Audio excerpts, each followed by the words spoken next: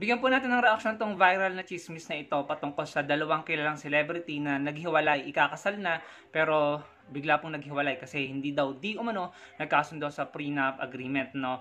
So medyo magpahinga po muna tayo sa politics, pero may konting kinalaman nito sa politics, no? Mamaya sasabihin ko sa inyo.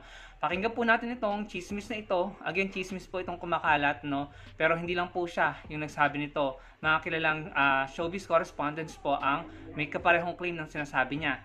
At pag-usapan natin, pakinggan natin, and then pag-usapan natin mamaya. Eto na po. So, ito na nga mga Mars, no? Medyo mabigat pa yung dibdib ko, di ko kinaya. Yung mga nalaman ko few minutes ago.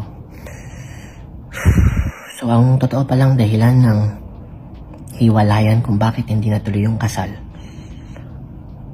Nung inaayos pala yung prenuptial agreement, syempre, prenuptial agreement, lawyer to lawyer, i-declare nyo lahat ng ari-arian nyo na nakapangalan under your name. May dineclare pala sila lalaki na gasoline station. So, ngayon, nagtaka yung pamilya ni babae. Kung saan galing tong gasoline station na to wala ka namang kita, model-modelan ka lang naman Paano ka nakapagpundar ng gasoline station? Pinaimbestigahan ngayon ng pamilya ni babae si lalaki. Then pala nagsimula ang investigation. Ito pala yung tinutukoy ni Madam Christy Permin.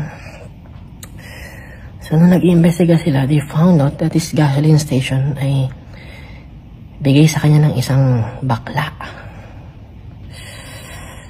So, nag-dig deeper sila and they found out yung past niya lalaki. Na nagulat sila. Talaga palang nang siya before ng mga anis. Kasi nga walang-wala Tapos may isang mayaman na Juding, binigyan siya ng gasoline station. Kung sino yun, hindi ko na lang pwede banggitin dito. Ayun. Kaya hindi natuloy yung kasal. So ito naman po yung gusto kong ibahagi sa inyo. Ang dinig ko dun sa kilalang chismosa na tinatawag na nanay-nanay, no? Yung nanay, huwag na natin siyang pangalanan, pero kilala po siyang showbiz correspondent, writer, at nagbubunyag ng mga tinatago ng mga artista, mga showbiz, no? Ang sabi niya, isang male politician ang nagbigay ng kondo dun sa guy na hindi nga natuloy ang kasal, no? Ang sinasabi naman ito dun sa napakinggan natin ay gasoline station galing sa isang mayaman na Juding. Juding yung term niya, or Becky. So ito lang yung gusto kong sabihin. Kung legit yung sinabi nung nanay Kineme or tita Kineme na sinasabing male politician ang nagbigay ng kondo dun sa guy, no?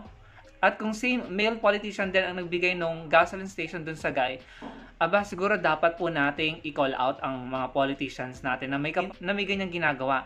Na sana hindi galing sa pera ng taong bayan ang ginagamit yung panggastos sa mga karelasyon nyo.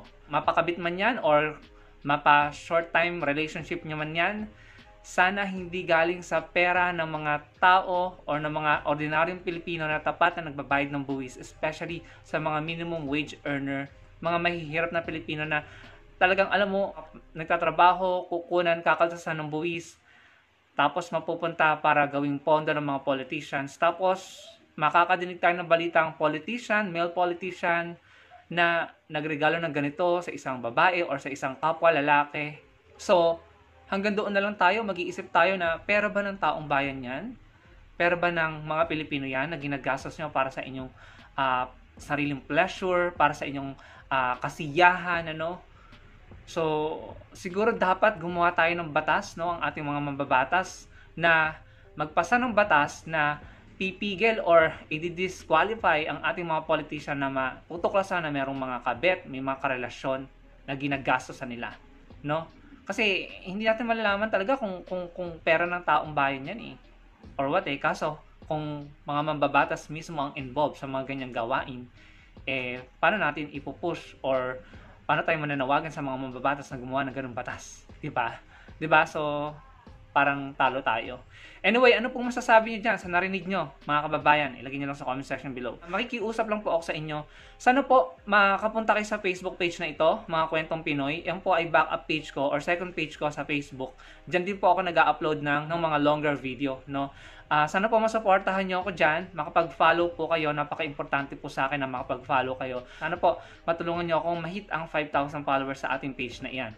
Dahil papalapit na naman po ang eleksyon, kailangan po nating maghanda ng mga platform na gagamitin natin para ipanlaban sa nagkakalat ng fake news, nagkakalat ng black propaganda at mga maling narrative sa social media para ipanalo ang mga maling politiko, no? So sana as early as now ay paghandaan na natin ito para hindi po tayo mabigo, no? Or mabigo na naman pagdating ng eleksyon. So sana po masuportahan niyo ako sa page na ito. Hanapin niyo lamang po yan, mga kwentong Pinoy.